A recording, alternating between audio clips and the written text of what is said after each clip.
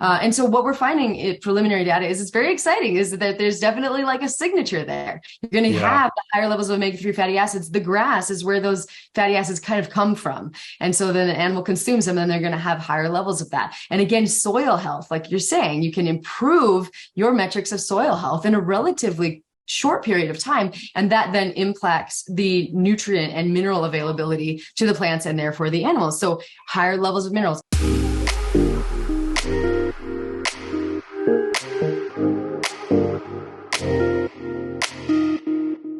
Hey, everybody. Dr. Axe here. Welcome to the show. I'm so excited for this week. We have Autumn Smith with me today. She's the co-founder of PaleoValley and Wild Pastures and also the host of the Optimize Paleo podcast. She holds a master's of science in holistic nutrition. She's working on her doctorate right now. And she became, or really got interested in the natural health industry because of a debilitating digestive issue. I know, very similar to my one of my closest friends and business partners, Jordan Rubin, and very similar. She overcame this using food as medicine. We're going to hear about some of that today, and excited to dive in with her. Autumn, welcome to the show. Thank you, Dr. Axe. Like I said, it's a pleasure to be here. You've taught me a lot, and I'm just grateful. Cool. So some things that I want to get into today. I want to get your opinion on everything from, fake meat like vegan meat to lab grown meat to, what's the difference between grass fed and non-grass fed. I want to talk about some of the science behind some of those incredible compounds that we could take as supplements or as foods, and just talk about, generally a lot about food as medicine today. Which will be fun. But I'd love to start off with a little bit about your story. As I had alluded to, you had a really serious digestive disease. Talk to us about that, sort of, how that transpired and really some of the things that you did to help heal yourself. Yeah, well, I was about 10 when I started having just kind of unpredictable gut issues. And it was so bad one time, I remember asking my mom to take me to the emergency room. And the doctors there told me that it was just irritable bowel syndrome. They kind of ruled out any more serious pathology and then kind of put me in that, what some people would consider a wastebasket diagnosis, kind of like, there's an issue. We don't know exactly what it is.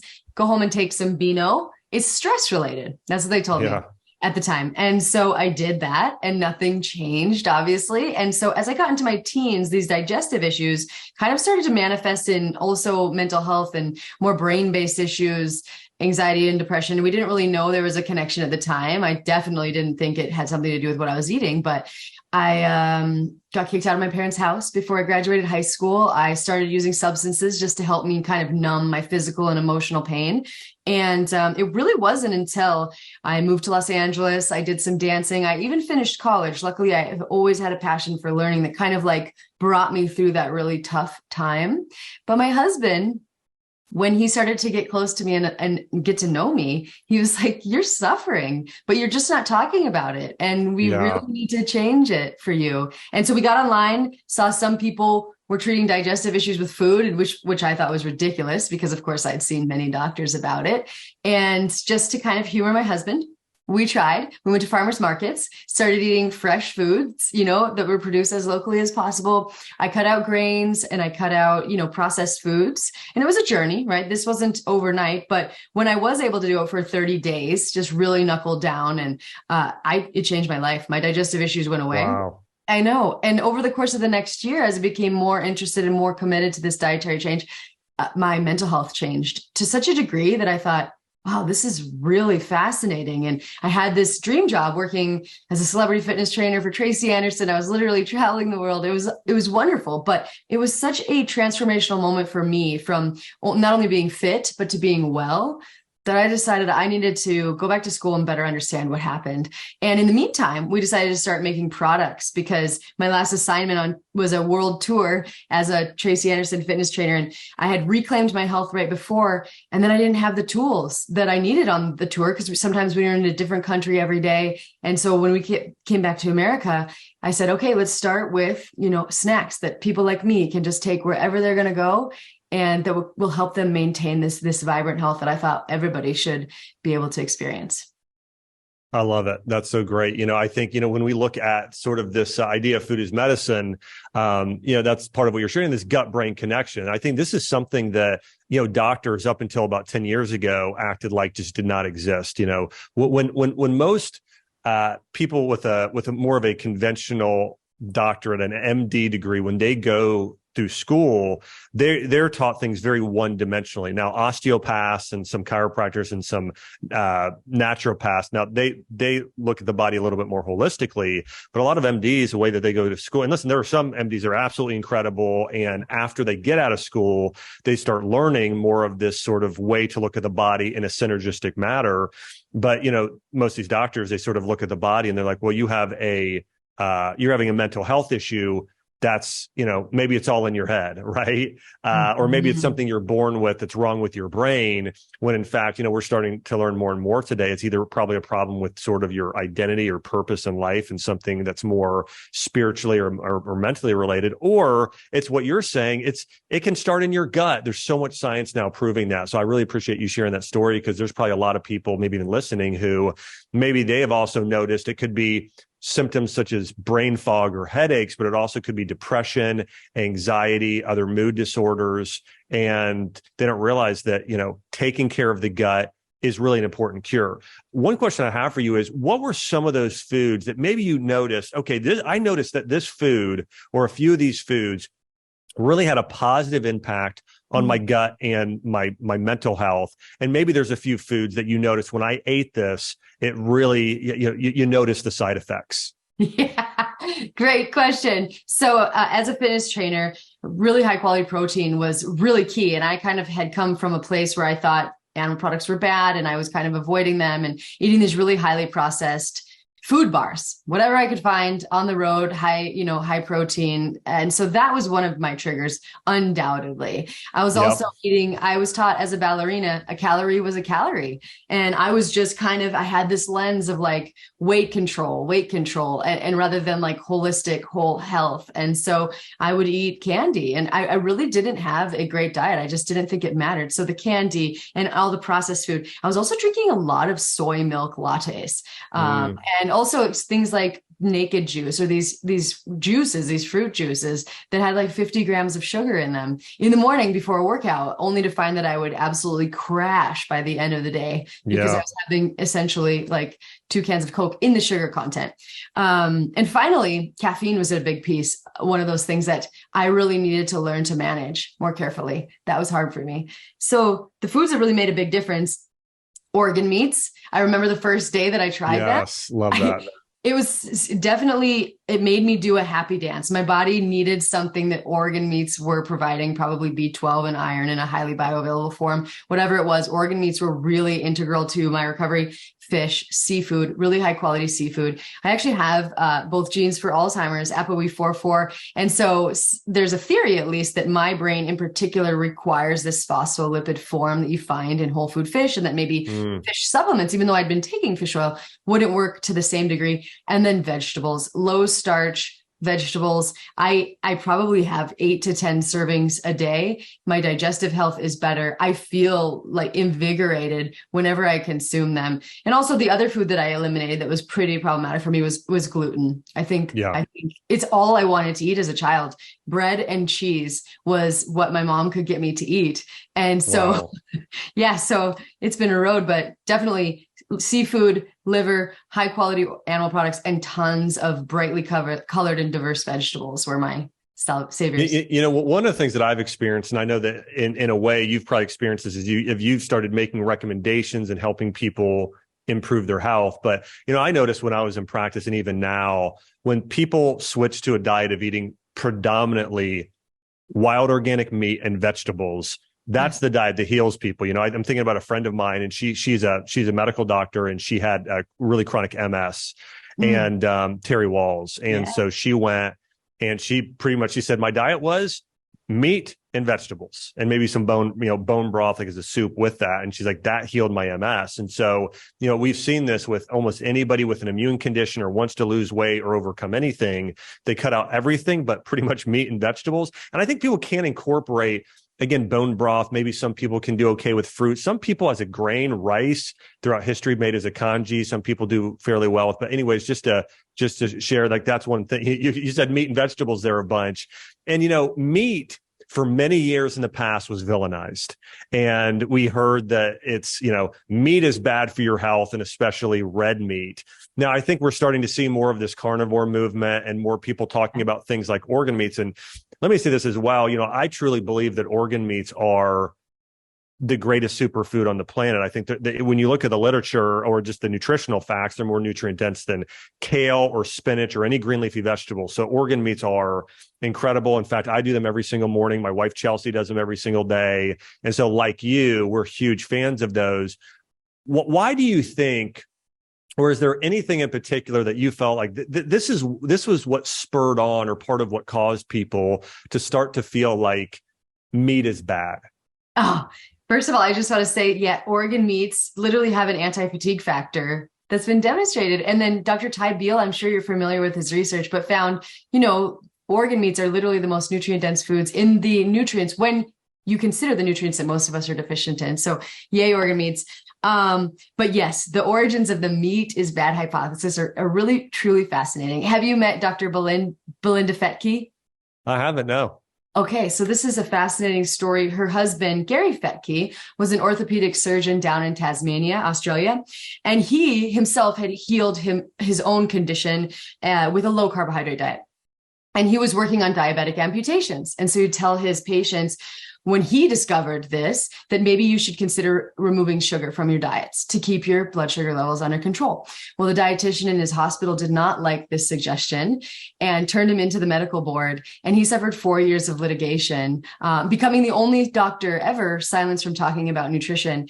Now, his wife, Belinda Fettke, sat in all of this proceedings, watching him present very valid science, showing the benefits of low carbohydrate diets, specifically in, diabetic populations, but it didn't seem to matter. And so she went to see, like, what are the origins of this belief if it's not about science, and just found a lot of Seventh-day Adventist influences. And they believe, a Garden of Eden diet does not include meat or includes very, very little. And they actually... Right. Influence a lot of things. Religion can be great, but they also kind of brought this movement of lab-grown meat and corn flakes and flaked wheat and corn. This was Dr. John Harvey Kellogg, and he was a protege or a student of Ellen White, who is the prophetess of the Seventh-day Adventist Church. And they believe that meat created lustful desires in kids. And so if we could create alternatives to that, we might be able to kind of dampen that. And so one part was religion, but then we also have the Ansel Keys story, and he believed, saturated fat and dietary fat in the beginning was a culprit. We now know that isn't true, but he did some research that influenced policy. We also have the advent of Crisco in the early 1900s. And this was, we had a surplus of cottonseed oil at James Procter and William Gamble, and they wanted to be able to sell it because the candles they were making weren't becoming as important due to the advent of electricity. And so they decided with hydrogenation, you could turn it to a liquid fat, to a solid fat, and it looked like butter. And so, or lard specifically. And they thought, well, why don't we just tell the American public that it's healthier? And they did. They had launched a massive marketing campaign that was incredibly successful, kind of touting this new cooking fat as better for their character and just better for the health without any substantiation of their claims whatsoever. And so Americans made that switch, and later to seed oils and vegetable oils. And meanwhile, the consumption of animal fats declined, but we now know that Crisco in its original form had about 50% trans fat, which we know is absolutely detrimental to health. And then we have the sugar industry funding research to kind of help this hypothesis that saturated fat was bad, which obviously would help their bottom line. So we've had a lot of influences. And I think today is kind of just, especially in the younger generation, I'm really concerned about it, because I had a friend of mine tell me her daughter went to school and couldn't be in a club because she ate meat. And so I think this is the generation that will suffer if we don't understand the actual origins, that we've been consuming meat for millions of years. And it was, a lot of people believe, what led to our massive explosion of brain development. And so, yeah, it's an interesting history with a lot of kind of converging influences that have led to this explosion and this narrative in the mainstream today. Yeah. These are fantastic points. And if you look at, I really, when I teach and lecture, one of the things I try and always pass on is principles. So not just and by the way, I really try and quote a lot of studies and go through, and I spend a lot of time in the scientific literature going through, hey, here's what today's science is showing. At the same time, we know that oftentimes it's not difficult to, create bias studies. And so, when we look back at the past and what happens so often, where we take something from nature and maybe something that's not even be meant to be eaten as a food, and we change it, we find out later that it ends up being, as you pointed out, detrimental to our health. I think about this exact same thing happening today with, let's say, lab grown meat. That's going to be a craze. Now, I found it is actually 5 times worse for the environment. 5 to 25 times, according to UC Davis. It is probably, now we don't have the literature because they won't show us what's actually in the product. It's probably going to be worse for our health, a number of things. But people keep sort of doing this anyways and moving forward with it anyways. A lot of these sort of idea, and by the way, the lab grown meat thing I understand, because I think what most people are saying is, well, eventually maybe it's going to be better for the environment. First off, it's not going to be. Animals are incredible for the environment if they're doing what we know they should do, right? I mean, So Jordan Rubin and I, we bought land in Tennessee and in Missouri. We have 4,000 organic acres. And when Jordan first bought the Missouri property, it was all dirt and rock. And then we do in New Zealand, it's called the ultra high density grazing method, where we basically have the cow, or the animals. We have sheep and goats too, but they go from different pasture to pasture, and we have them eat whatever grass is there. And then, of course, they urinate and they defecate and they fertilize the soil. But 2 years later, it was like, wow. In fact, we bought some land, and in the nutrient density of the soil, there's a way to test this, was around 11% when we bought this land. And now it's around 97%. I mean, in terms of where it was. So you can literally 10x the nutrients in the soil in less than 2 years. My point is that if it wasn't for animals, we couldn't have done that. So all of these people out there today that are saying somehow animals or consuming animal meat is bad for the environment, it's not. It's, if you're doing the breeding the right way and you're creating more and more animals and you're actually allowing them to graze on grass and do all the things they're supposed to do, it actually starts to regenerate and heal the environment if things are done the right way. Now, if it's done in a conventional way, which you and I are both very against, it actually, of course, yes, is going to be damaging. But I think that's the thing I see with a lot of these documentaries that are anti-meat. What they end up doing is it's never done on animals that are grass-fed. So talk to me about that for a minute, April, with all of your research and you and your husband going out there and being such great advocates for grass-fed animals. Talk to me about what are some of those main differences between conventionally raised animals and their meat versus the pasture, organic, wild that you and I both promote. Yes, so that's, wow, so much in there. But yes, I'm actually studying this for my dissertation. I'm really lucky to be a part of a project with Dr. Stefan Van Vliet at Utah State University. And if you're raising animals, you might want to be part of this project. It's called the Beef Nutrient Density Project. And so what we know from decades of research is that the nutrient composition changes in beef, right? We see higher levels of omega-3 fatty acids. We see higher levels of conjugated linoleic acid. We see lower levels of linoleic acid. We see elevated levels of minerals, depending, probably on the soil that the animal is being reared on, higher levels of vitamin A and vitamin E. Now, this is in grass-fed animals. But what we also see, and this is this confusing element, is that grass-fed is basically kind of an unregulated term. And so you also see wide variation according to their practices. So what the Beef Nutrient Density Project aims to do is to look at, okay, is an animal raised on grass their entire lives from birth to death? Is that different in its nutrient composition than an animal raised on a monoculture or topped up with grain? Or does it matter if the animal receives diverse pastures and is doing rotational grazing like you're talking about? And so what we're finding in preliminary data is it's very exciting, is that there's definitely like a signature there. You're going to have the higher levels of omega-3 fatty acids. The grass is where those fatty acids kind of come from. And so then the animal consumes them, and they're going to have higher levels of that. And again, soil health, like you're saying, you can improve your metrics of soil health in a relatively short period of time. And that then impacts the nutrient and mineral availability to the plants and therefore the animals. So higher levels of minerals. Also higher levels of phytonutrients. So these are nutrients that are typically associated with plant foods that you can find in high amounts in beef products when that animal is, especially when they're on a diverse pasture. And let me jump in and touch it, because that's such a good point, the diverse pasture point, because and there's two things I just want everyone to be able to hear. One is, as Autumn here is talking about, is there are a lot of companies out there that put grass-fed on their label, and maybe that animal's been fed grass 30% of the year. And so what they'll do is they'll feed them grass, maybe just certain months, and then right before they send them off to be slaughtered, they will stuff them full of grains and corn for their last, call it, 3 to 4 months of life. And that's what a lot of these companies are doing, versus what Autumn's talking about is 100% grass-fed from birth to death. Also, that diversity, we found this, Autumn, in our soil, as we tried to have more diverse pastures, is, for instance, one of the things we found is that when they were eating clover and certain things like that, they actually had higher levels of omega-3. So there were certain things that created higher levels, different types. So we'll grow probably like you're researching, like ryegrass and wheatgrass, different types of grasses to try and get that diversity. So anyways, I just wanted to, didn't mean to interrupt, but just to see, I think these are important points for people to understand. Just like, think about it like your diet. Like, you should be eating different types of vegetables, some different types of fruit, some different types of food. Cows are the same, animals are the same way. For them to get some diversity in their diet, it's important. It's incredibly important. And Dr. Fred Provenza, you might know who he is, but he studies this because animals can use plants prophylactically to improve their health. If they're sick, they're attracted to certain plants.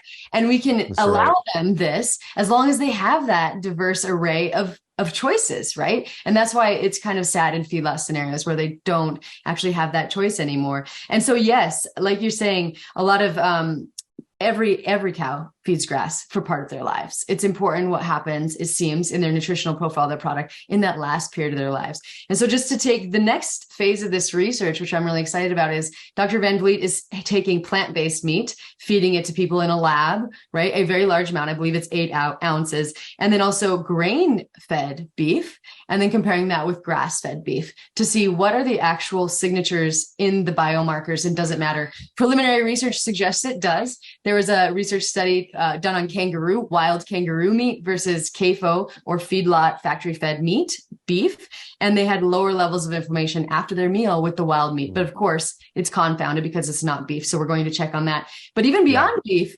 and they're doing, and the cool thing about this research is what we're learning, that we used to look at a handful of nutrients, vitamin A, vitamin E, minerals, fatty acids, but now metabolomics, this new type of analysis, lets us look at the hundreds and thousands of compounds that are present in a food product, whereas we've been kind of looking at dozens or maybe 100. That's and right. So it's showing very, very big differences, not only in, the nutrients, but also in the health of the animals, different factors, mitochondrial health, blood sugar regulation, just fitness of the animal also changes depending on what they're fed. And of course, chicken and pork, they're also, it's very important what they eat, higher levels of omega-3 fatty acids, lower levels of omega-6 fatty acids, higher levels of vitamin D, and on and on. And you can actually appreciably change the fatty acid of pork. Now, pork is a 35-to-1 omega-6 to omega-3 fatty acid ratio, conventionally speaking, as an average generally, but you can really lower that if you just allow them to be on pasture. They don't even have to not be fed grain. Just allowing certain breeds to be on pasture can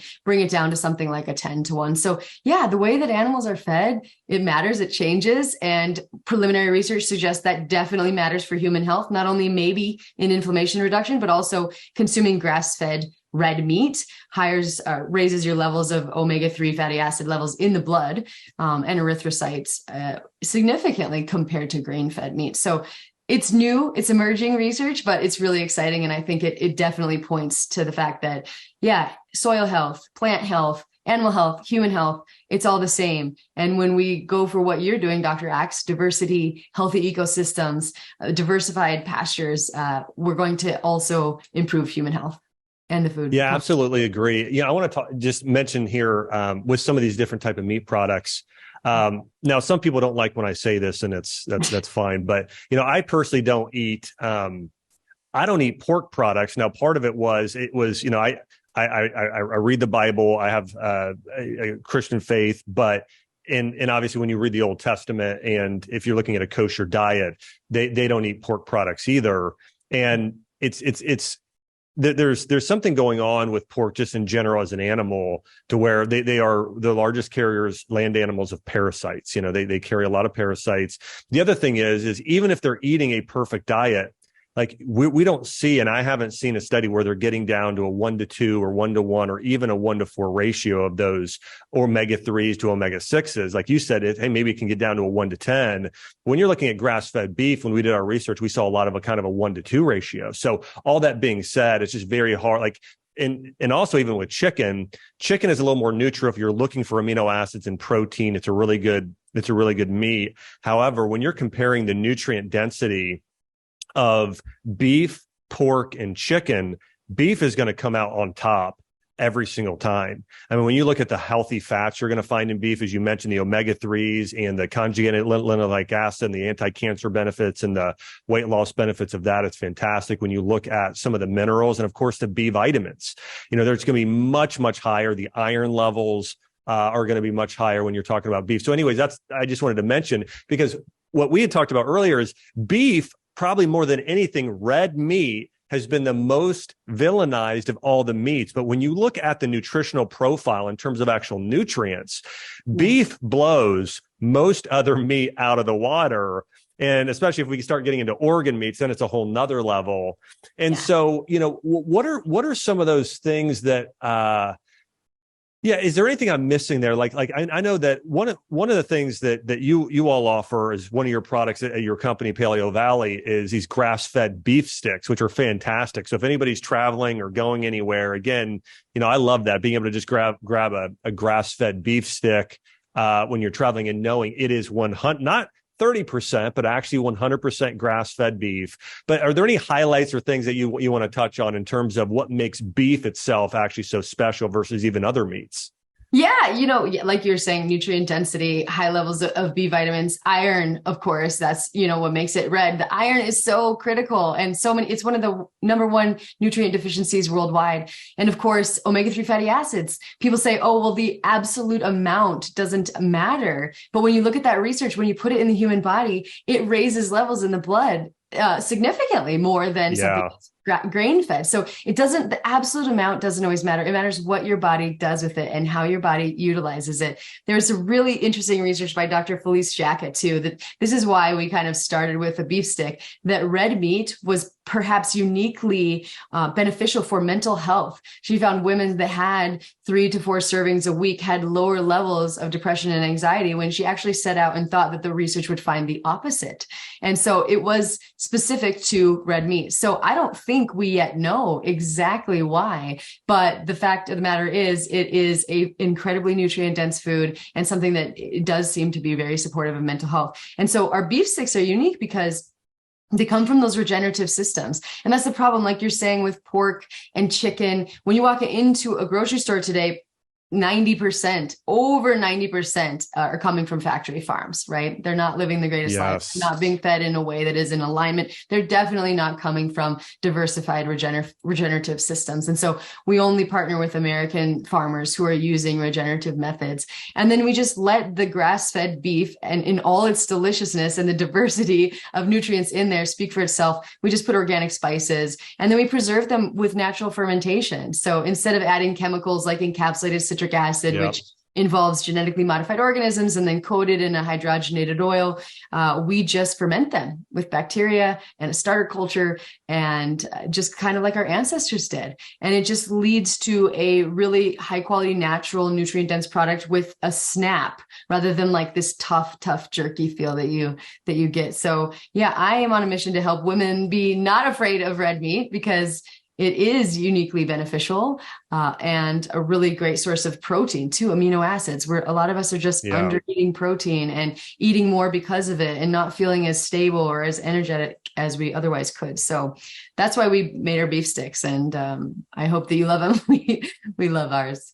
Oh yeah, you've done a wonderful job with the beef sticks. They're fantastic. I think too, going back to the iron levels, when I was in practice, functional medicine practice, I saw so many women who had low energy levels. They just were constantly feeling sort of fatigued, and getting more iron and more red meat for many of them really helped. It's the ultimate blood builder, right? So I think that there's major benefits there. And of course, as another thing people may consider is taking a liver supplement, right? Doing a grass-fed beef liver supplement or grass-fed lamb or whatever ruminant animal there is. But yeah, I think there's tremendous benefits of getting that iron with all of those B vitamins, which also support the blood. And so if anybody's watching this, and especially I think men and women both, but women, especially younger women around your cycle, it's getting lots of red meat and blood builders like liver are so beneficial as well. And I've been encouraged to see,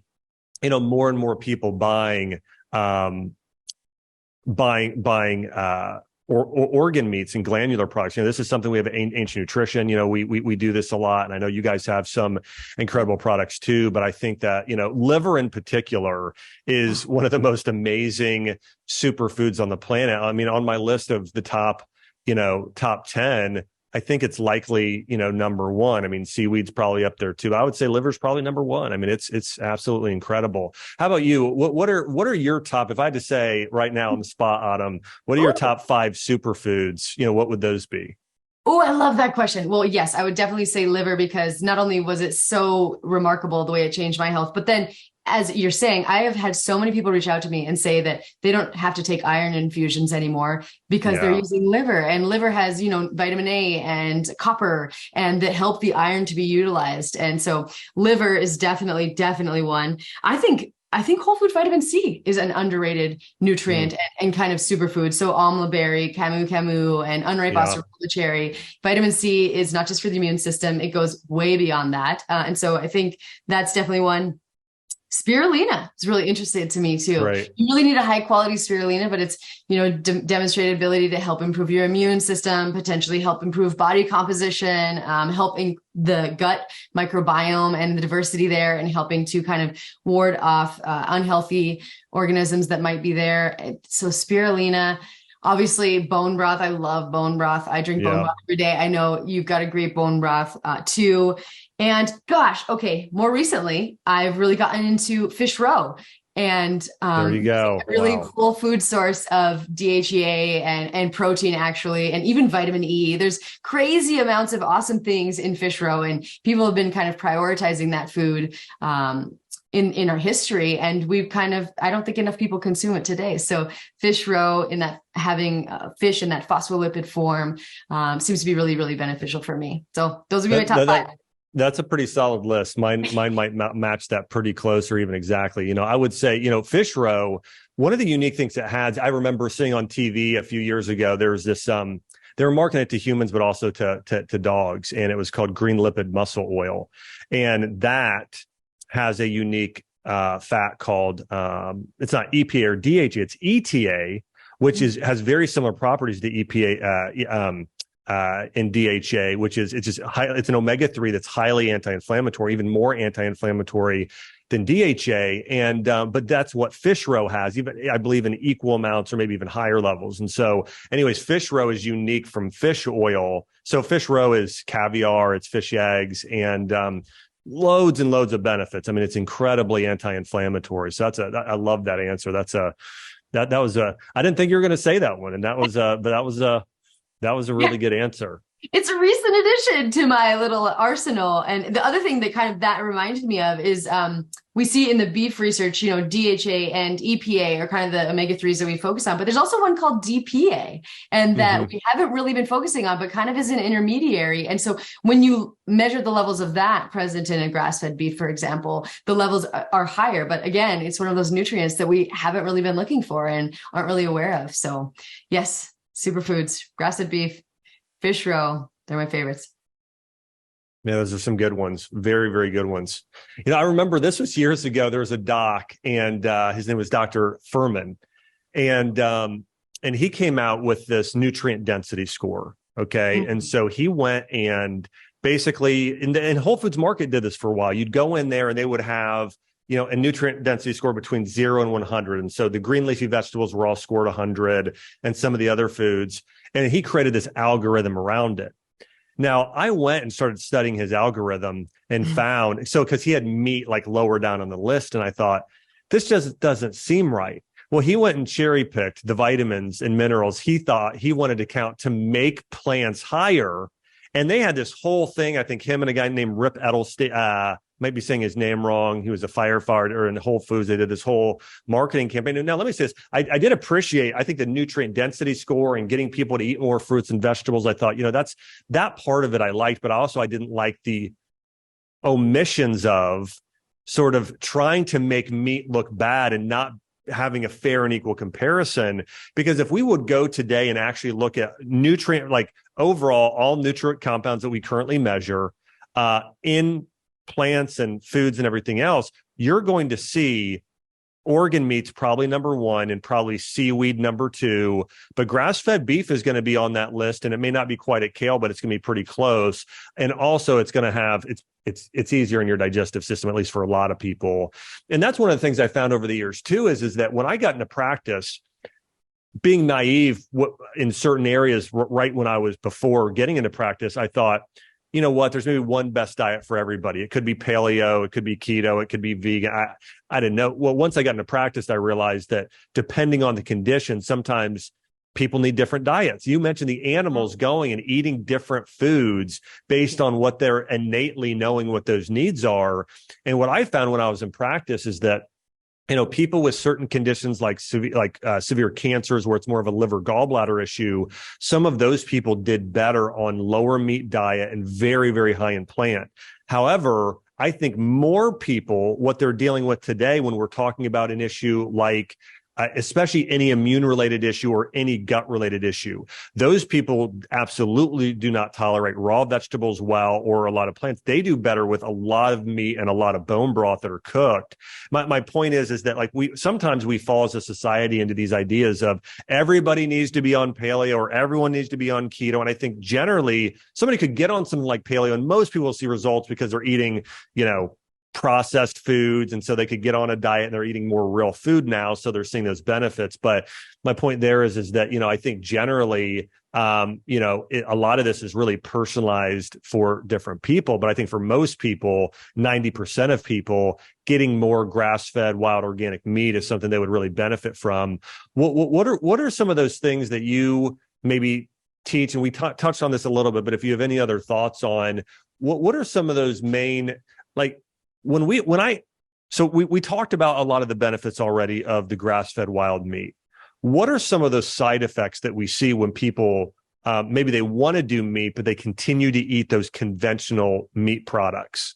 Oh gosh. Well, yeah, first of all, the research here is really new. And so we only have a handful of studies actually linking the changes in nutrient composition to human health. And we saw, lower levels of inflammation and potentially, it's difficult to measure because levels of inflammation rise for everybody after a meal, but potentially that could be something, especially when you look at those phytonutrients. Theoretically, they are anti-inflammatory, anti-diabetic, antidepressive. I mean, these phytonutrients that are present in higher amounts in these diverse pastures and then in the meat would probably dampen inflammation. And also omega-3s help dampen inflammation. And so I would say lower amounts of inflammation would be a very good place to start. Also, higher levels of omega-3 fatty acids in our bloodstream. I read a study the other day, came out from Harvard, that up to 90,000 deaths every year are attributable to omega-3 fatty acid deficiency. It was actually more deaths than was caused by trans fat and some infectious diseases. It's just not something that people talk about. And for people who want to consume fish roe and fish, amazing. And they have that access. That's great. But grass-fed beef, there's also a paper written about the fact that for people who do not want to consume fish, do not have access to fish, grass-fed beef can be a significant contributor to your omega-3 fatty acid intake. And so again, that could be helping with omega-3 fatty acids. They've looked at studies to look at, body composition changes and triglyceride levels. And some of them do show changes when you consume grass-fed beef, but I think it's in a very nascent stage. We don't have a huge body of literature yet to determine exactly what happens inside the human body. But that's what Dr. Van Vliet's investigating in his project. So the first step is just defining the nutrient density. The second step is taking it into the human body, plant-based meat, grain-fed meat, and grass-fed meat. And then the last stage of his research will culminate in a study where you look at if everything you consume from a grass-fed regenerative farm, like fruits, vegetables, animal products, and then what happens when it comes from a conventional farm as well. And so that research is underway. And I have my own hypothesis. I predict that you will see lower levels of inflammation and just better biomarkers, improved omega-3 fatty acid rates, and maybe body composition benefits. But again, that study isn't quite done there yet. Yeah, I think one of the things you pointed out is that there are compounds in grass-fed meat versus this conventional meat that we don't even know about yet, right? I mean, there are certain things we measure, there are certain things we know about, but there are especially a lot of these phytonutrient compounds that we don't even know exist. And so, we're going to hear, it's so funny. When I first started lecturing and opened my clinic, and this was, in 2007, so about 15 years ago, almost nobody had heard of an omega-3 fat. I mean, it's kind of crazy. I mean, I would say when I would do lectures, it was definitely way less than half. I mean, it was probably 20%. And all of a sudden, 5 years later, everybody knew what an omega-3 fat was. So there are certain things that, we become aware of over time. And I think we'll look back and say, wow, I mean, it is a night and day difference when you're eating conventional versus the 100% grass-fed. Yeah, and I forgot one last thing. So satiety. Dr. Fred Provenza is looking at these phytonutrients and their ability to promote satiety. And so if that hypothesis is correct, right, that's kind of why maybe a lot of us are eating and eating and eating and not feeling satiated, because we've kind of bred out these phytonutrients that would otherwise regulate our satiety mechanisms. And so I think that might be part of their benefits as well. Yeah, I can see that. Wow, that makes a lot of sense.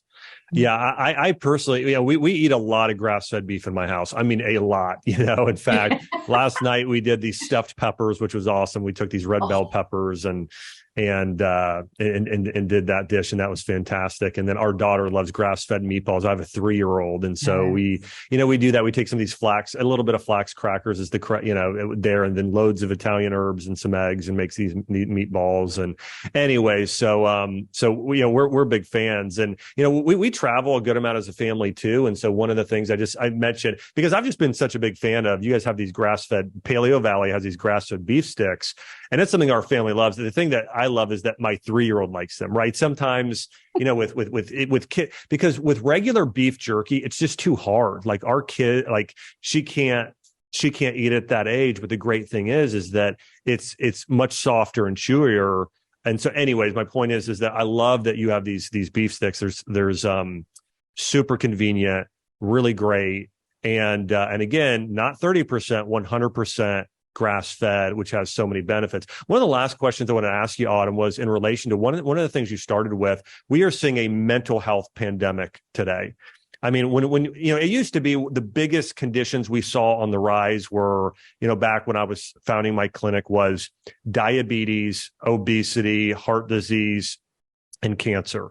But today, what's overtaken it has been mental health disorders, especially in Gen Z and millennials. When you look at the data, I personally think the single biggest reason for that is poor values and a problem related to morality, identity, and purpose in life. And so I think that's the biggest foundation. At the same time, I think the second biggest cause of that is dietary issues and lifestyle issues. So let's talk for a minute about what are some of those key nutrients that are in things like wild animals, liver, grass-fed beef, that actually support mental health, and some of the deficiencies people may need to be taken care of for their own mental health. Oh, yes. It's such an important thing. It's something I wish I had known. We had mental health issues in my family. And so I always attributed my own to just, oh, well, this is just my fate. But what was happening was I was creating a lot of inflammation in my body that was traveling right up that vagus nerve and impacting my brain. So they've actually done this research. They've looked at the most mental health protective nutrients and the most mental health protective foods. And so you'll see things like folate, vitamin B9, B12. I can't even tell you, I've been going through some case studies where, infants and just people have these crazy psychiatric conditions that are then resolved with vitamin B12. supplementation or just consuming them. Iron, our brain requires iron, obviously oxygen transport, but also neurotransmitter metabolism. It improves, the production of white matter in the brain. And so a lot of us are deficient in iron. And then again, DHA, omega-3 fatty acids, one of the most important nutrients for our brain, especially when it's developing. But then again, our brain is a highly fatty organ. And so consuming those nutrients, also, potassium and selenium. There are other nutrients that are really, really important for the brain too. But I say that most important, B vitamins, they're going to help methylation, which is going to help your omega-3 fatty acids to be incorporated, your omega-3 fatty acids, and iron, right? So those are the big ones that I look for. And those are, again, in the foods that we've been talking about: seafood and grass-fed red meat. And of course, liver. Liver, actually, when it's grass-fed, can have a really high quantity of DHA, which is surprising. Again, there's those omega-3 fatty acids. And so they say liver, and fish and beef, and then also your greens, your leafy greens. They've done studies, there was one out of the University of Chicago, I believe, where people who had 2 servings of green veggies every day had a brain that appeared 10 years younger than people who did not. And also your brightly covered vegetables, right? And fruits and all the polyphenols in there. So those that Columbia University kind of did that breakdown, and that's what they came up with. So those are always the foods that I'm emphasizing. I love it. Well, Autumn, this has been great talking today. Any last pieces of advice for the audience today? Actually, before I get the last piece of advice, I do want to say this. One of the things, as I asked April to come on today, as doing an interview, because she has so much wisdom and knowledge around, and I love regenerative agriculture and everything we've talked about today a little bit. But I want to let everybody know that Autumn was kind enough to give us a discount she is the co-owner with her husband of a company called PaleoValley. And they have, I'd mentioned these several times, these beef sticks. And if you want like a super, like a snack that's high in omega-3s and protein and iron and B vitamins that we talked about, these beef sticks are awesome. And so she's giving anybody a discount who wants to run online and do it for a limited time.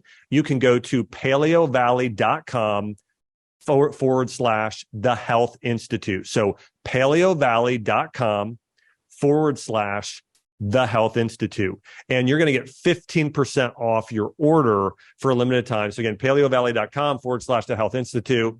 You'll also see it if you're on YouTube on the show notes or on the podcast again. And so anyways, Autumn, thanks so much for that offer for everybody who wants to take advantage and try those as well. What's your last piece of advice for everybody? My last piece of advice for everyone is just, like you said, everybody's perfect diet is going to be different and it's going to be changing. And so starting with an ancestral template, I think, is great. And then just kind of experimenting from then. And then if you're feeling overwhelmed and you don't know what you can do to kind of improve the state of our collective health and the state of our environment, and it's just meeting and supporting your regenerative farmers. It's a growing movement. But the health of our planet and our health and soil health, they're all linked. And when we support our regenerative farmers who are local, we create a really food secure, food sovereignty, and we, create a generation and a future that our kids are going to be grateful for. So that's all I got. I love it. That's great. And again, just as a reminder, what she's saying, if you want to support your own health, your family's health, local farmers, and the planet, eat grass-fed beef. What we see today with these lab-grown meats and Beyond Meats and everything else, you're actually harming the planet and harming yourself. So again, go 100% grass-fed in your meat. Support those local farmers. And thanks again to Autumn for being on the show today. Hey, really grateful for you. Appreciate everything you're doing. And everybody, will be back with another podcast next week. If you're not subscribed, make sure to subscribe here again. And we'll see everybody real soon.